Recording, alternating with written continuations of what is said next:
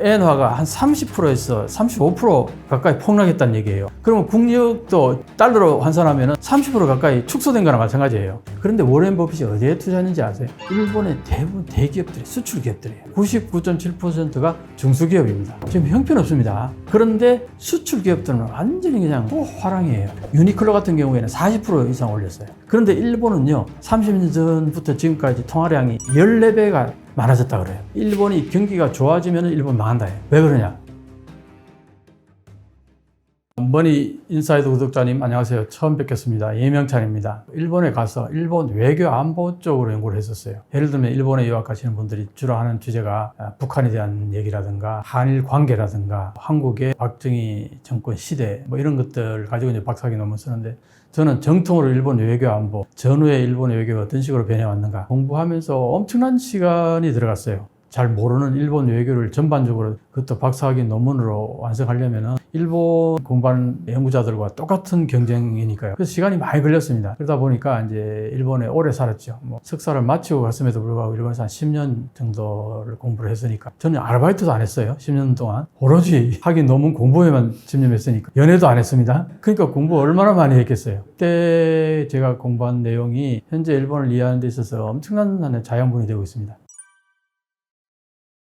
94년도부터 한 10년까지 일본 정도 살았을 때, 그때는 일본이 넘버원의 국왕이랄까, 그게 아직도 남아있을 때였어요. 선진국이라는 걸, 이런 나라를 보고 선진국이라는 거나 그런 느낌을 팍팍 받았죠. 그래서 정말 일본은 대단한 나라다, 그런 느낌을 강하게 받았었는데, 현재 일본의 경제 상황은요, 제가 유학할 때에 찬란했던 선진국의 경제 대국의 모습은 사실상 온데간데 없어요. 수치를 보게 되면 쇼크를 받을 정도로 일본이 30년 동안 뒷걸음질 쳤다고 보면 돼요. 그 30년 동안 보통 한국이나 다른 나라들은, 한국은 3배, 4배 정도 성장을 했거든요. 300%, 400% 가까이 성장했을 때 일본은 2% 성장했다. 그 2% 성장하는 동안 어떤 일이 있었겠느냐, 일본에서. G7 국가들이 1인당 GDP를 보게 되면은 제일 위에가 캐나다, 프랑스, 독일, 이탈리아, 일본, 영국, 미국 이렇게 되어 있는데, 그게 배율을 보시면요, 2000년도 GDP가 달러라고 이렇게 이제 수치가 되어 있고 2023년도 GDP 달러 이렇게 되어 있잖아요. 그 배율을 한번 보시면은 제일 위에 캐나다가 2.17배, 프랑스가 1.91배, 독일이 2.15배, 이탈리아 1.83배, 자, 일본 어떻습니까? 0.95배. 뒷걸음질 쳤죠. 영국이 1.64배, 미국이 2.22배. 보통 2배에서 2배 조금 넘게 성장했잖아요. 선진국이 이렇게 2배 성장한다면 엄청난 거거든요. 일본, 미국, 한국, 대만을 비교했는데요. 이게 2000년과 2023년도 1인당 GDP를 보면은, 요거는 이제 자국 통화로 환산했을 때입니다. 일본이 1.1배 성장했는데 미국이 2.2배, 한국이 3.14배 증가했죠. 대만이 2.19배. 일본이 제자리 걸음하고 있는 사이에 우리는 3배 이상 성장을 했다는 거죠. 그래서 한일 관계가 한일 역전이라는 얘기가 나오기 시작한 겁니다. 엔화가 지금, 엔저가 지금 심하잖아요. 작년 초만 해도 1달러당 105엔 이 정도였다가 지금 1달러당 147엔까지 떨어지고 하니까, 105엔에서 147엔 떨어졌다는 거는 엔화가 한 30%에서 35% 가까이 폭락했다는 얘기예요. 그러면 국력도 달러로 환산하면 30% 가까이 축소된 거나 마찬가지예요. 100엔에 우리가 1000원 넘어가고 했잖아요. 근데 지금은 100엔에 800대까지 내려온 적이 있어요. 제일 위에가 빨간색이 이제 일본이고, 노란색이 한국이고, 녹색이 대만입니다. 일본이 90년대 중반만 해도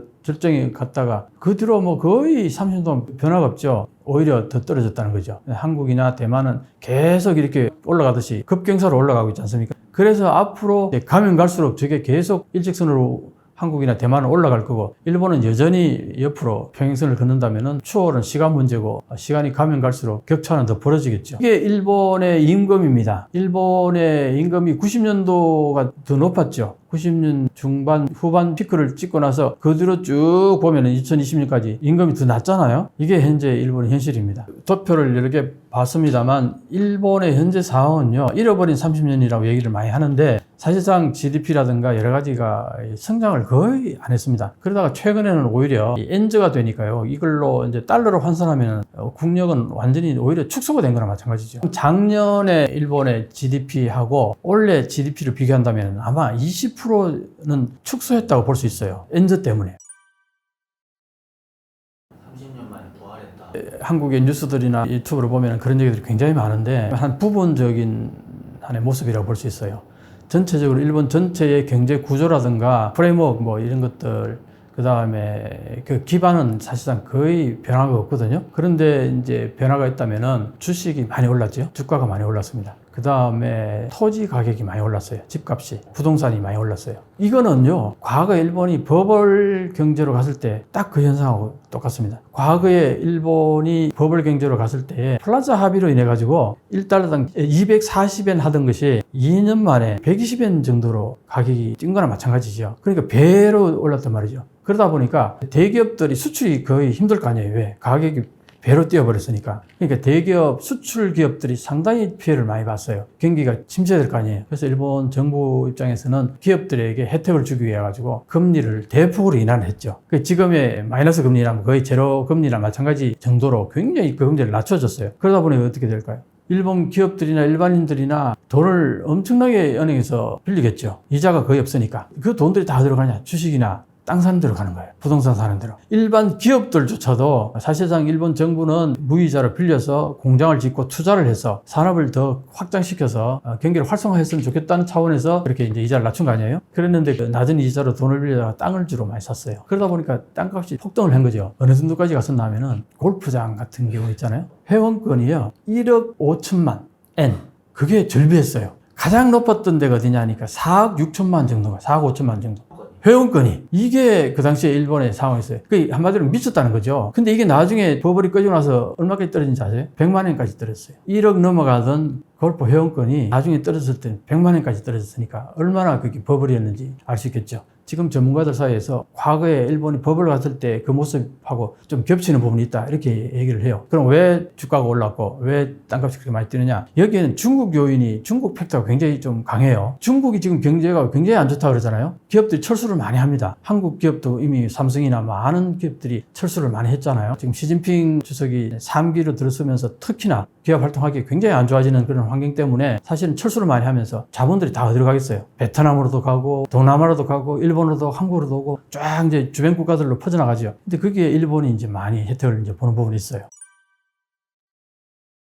또 하나는 이제 워렌 버핏이 일본 대기업에 투자했다는 얘기가 굉장히 회자가 많이 되잖아요. 세계 3대 투자가가 일본에게 투자했다는 것은 상당히 일본이 앞으로 좋을 거니까 투자한 거 아니냐. 따라 투자하는 사람들도 많이 생기고 그러다 보니까 일본의 주가가 막 급등을 하고 이런 부분이 있어요. 그런데 워렌 버핏이 어디에 투자했는지 아세요? 일본의 대부분 대기업들이 수출 기업들이에요. 이게 왜 그러냐니까 작년에 1달러에 105엔 하던 엔화가 지금 1달러에 145엔까지 지금 147엔까지 떨어지고 이 정도로 왔단 말이에요. 이게 이제 워렌 버핏도 충분히 이제 이해를 한 거죠. 엔저로 갈 거라는 걸. 자, 그렇게 되면 이제 어떻게 되느냐. 대기업들은 수출이 경쟁력이 생기겠죠. 가격 경쟁이 생기겠죠. 달러로 파니까 가격이 내려갈 거 아니에요. 가격이 내려가서 물건이 이제 많이 팔리는 부분도 있지만 또 하나는 달러로 돈을 벌어가지고 일본에 들어와서 엔화로 환산할 거 아니에요. 엔화로 환산하면은 과거에 100달러를 빌렸으면 얼마입니까? 자, 1달러를 칩시다. 1달러를 벌어 들어오면은 105엔으로 환산이 됐었잖아요. 그런데 이번에는 1달러 가지고 들어오면은 147엔으로 계산이 되는 거예요. 그럼 회사 입장에서는 엄청나게 수입이 는 거잖아요. 105엔에서 147엔으로 오른 거나 마찬가지예요. 그러니까 대기업들로서는 지금 막 엄청난 돈을 벌고 있는 거죠. 이게 이제 대기업, 수출 기업이 한정된 겁니다.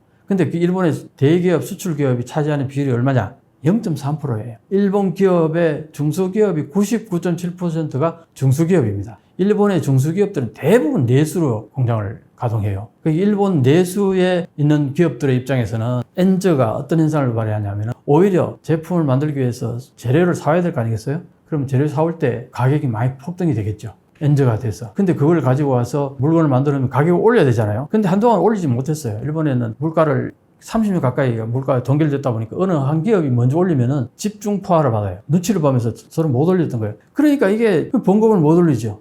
봉급을 못 올리니까 수요가 또 적고 뭐 이런 맥락에서 내수 기업은 지금 형편없습니다. 그런데 수출 기업들은 완전히 그냥 호화랑이에요. 그러니까 워렌 버핏이 거기에다가 투자를 한 겁니다. 그런데 현재 일본 국내 전문가들이나 국내 소식들을 보면요. 화랑이라는 것 자체가 한 부분에 불과하고 일본 전체 국민들의 시각에서 보면은 일본 국민들의 임금은 올랐나요? 거의 안 올랐어요. 대기업은 엄청 올랐습니다. 임금이. 유니클로 같은 경우에는 40% 이상 올렸어요. 한 해에. 엄청나죠? 그게 유니클로가 상징적으로 올렸어요. 대기업이 돈 좀 많이 벌잖아요. 올려야 된다. 임금 올려야 된다. 그동 계속 그런 얘기가 있었는데 그동안은 올릴 여력이 안 됐단 말이에요. 근데 지금 이제 엔저로 인해 가지고 대기업들은 떼돈을 벌고 있으니까 대기업이 그냥 임금을 40% 올렸어요. 중소기업의 임금이 대기업이 초임이 25만 원 그래요. 그럼 우리나라 돈으로 240만 원, 230만 원 지금으로 치면은 대기업은 300, 400. 그러니까요. 그러니까 일본 급료가 우리보다 낮다는 얘기가 나오는 거죠. 중소기업은 어떻게 했어요? 더 낮겠죠. 그러니까 일본은 지금 사실상 가난한 국가가 되었다는 얘기가 엄청나게 그런 글들이 많이 쏟아져 나옵니다. 거기에다가 그랬던 일본이 지금 엔저로 가니까 어떻게 됐어요? 일본 국내 물가는 2%, 3%, 뭐 최근에 3%, 4%까지만 올라가는데 임금은 겨우 2.1%가 올랐어요. 평균 치면은. 대기업 빼면은요. 대기업이 워낙 많이 올랐기 때문에 그게 평균을 올리니까 대기업은 빼고 중소기업이나 실질적으로 따지면 2.1%라 그럽니다. 그런데 물가는 사실 3%, 3.5%, 4%까지 막 올라가거든요. 그럼 어떻게 됩니까? 오히려 임금은 더 줄어든 거나 마찬가지잖아요. 그게 대부분의 일본 국민들의 실상입니다. 엔저가 계속 이어질 거라고 보거든요. 왜냐하면 미국 달러 금리가 5점 몇 %에서 1, 2년 변동 없이 갈 가능성이 높다는 얘기를 많이 하거든요. 그게 엔저를 유발하는 요인이 강력한 요인이기 때문에 그게 변하지 않는 한은 엔저는 계속 갈 거고, 또 하나는 엔저가 되는 이유 중 하나는 30년 가까이, 최근 30년 가까이를 보면은 달러는 미국 GDP의 9배 정도 팽창됐다 그래요. 통화가. 그런데 3.5배 정도 30년 가까이 성장을 했어요. GDP가. 그러니까 그걸 나누면 미국의 GDP의 한 2.5배 정도 통화량이 많아진 거죠. 그런데 일본은요, 30년 전부터 지금까지 통화량이 14배가 많아졌다 그래요. 근데 일본은 GDP가 거의 성장을 안 했잖아요. 그러니까 14배 그대로 GDP 비 14배인 거예요. 근데 내가 재산은 요만큼밖에 없는데 돈을 14배 많이 찍어냈으니까 달러는 이만큼 큰 데서 2.5배 정도밖에 없으니까 어느 돈이 가치가 더 많겠어요? 보나마나 달러가 훨씬 가치가 높겠죠. 일본은 통화가 너무 흔하다. 흔하면 가격이 떨어지는 거 아니겠어요? 그러니까 이게 앞으로 엄청난 문제를 일으킬 거라고 보는 겁니다. 그런데도 일본은 지금도 계속 금리를 제로로 해가지고 계속 돈을 찍어내요. 왜? 일본의 국가 부채가 너무 많다 보니까 265% 가까이 돼요. 세수가 그치는 거 60조 엔에서 70조 엔 그 사이에요. 그런데 일본의 1년 예산은 100조, 120조 뭐 이 정도란 말이에요. 그러면 그 공백을 뭐로 메꿉니까?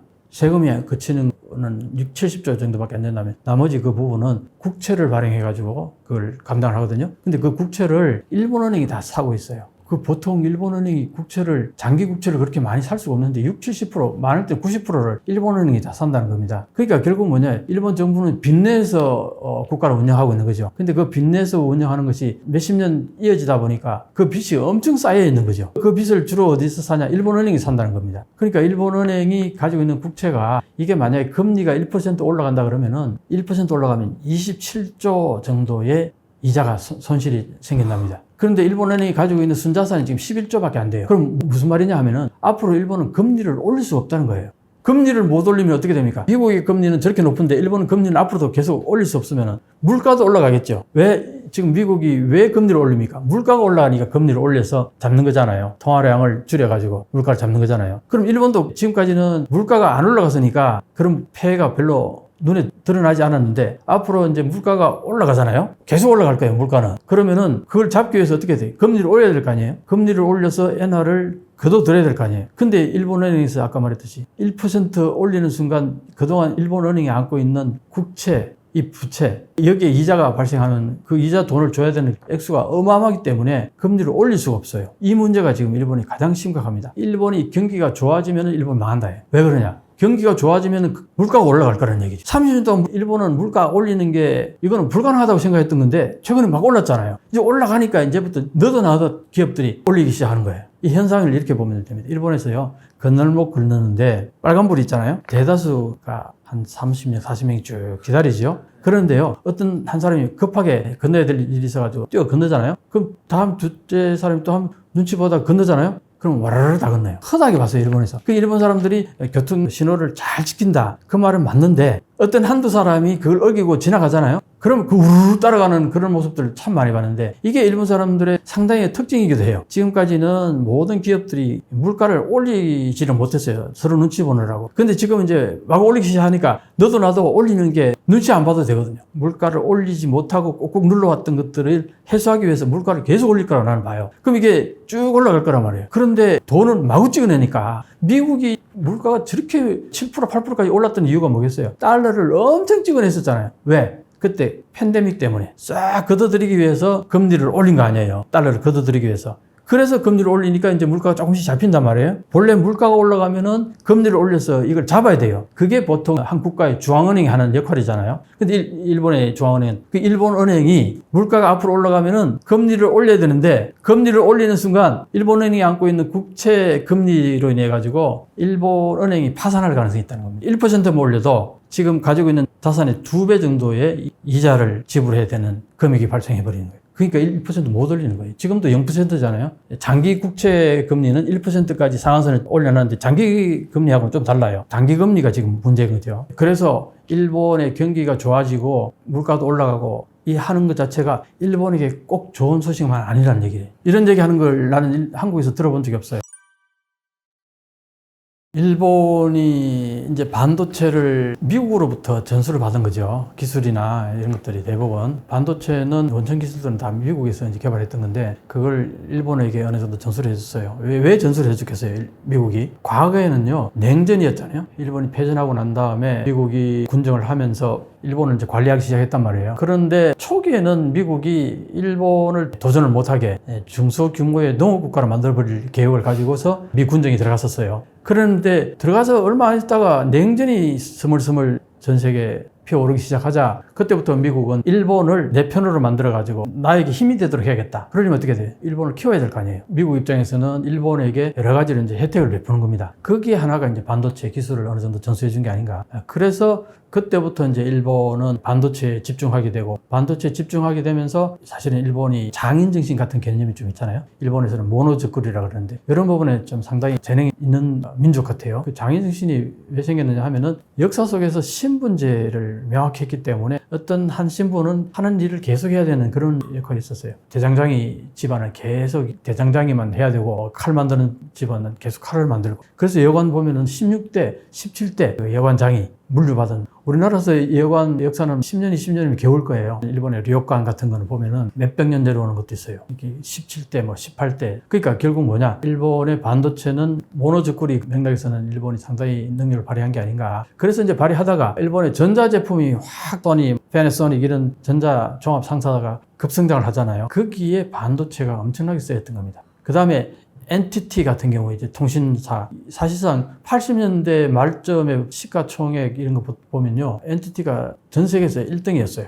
거기에 들어가는 반도체가 어마어마한 양이었던 거죠. 그러니까 결국은 일본의 반도체는 그 당시 호황이었던 이유가 시장이 바로 옆에 있었던 거예요. 어마어마한 시장이, 일본의 전자제품이 통신기기 이런 쪽에 엄청난 반도체 수요가 있었는데, 그런데 또 특이한 게 일본이 섬나라다 보니까 쭉쭉 그 섬으로 이어져 있잖아요. 통신 케이블이 해저로 많이 들어갈 거 아니에요. 지상으로 안 되니까. 해저 케이블들이 많다 보니까 해저 케이블이 고장나서 한번 끌어올리면 엄청난 돈이 들겠죠. 그러니까 고장이 안 나는 반도체를 만들어 달라. 일본에서 그 소위 말 시장에서 그걸 요구를 한 거죠. 그러다 보니까 일본이 반도체 기술을 엄청나게 정진시킨 거죠. 수요가 있으니까 25년, 35년 고장나지 않는 반도체를 만들어 달라. 그런 요구가 들어온 거예요. 그러다 보니까 수요가 있으니까 기술자들이 엄청난 노력을 쏟았겠죠. 그래서 꽃피웠던 것 같아요. 85년, 86년쯤 됐을 때는 86년에 보면은 1위가 NEC, 2위 히다치, 3위가 도시바, 쭉 내려가서 7위가 후지츠, 8위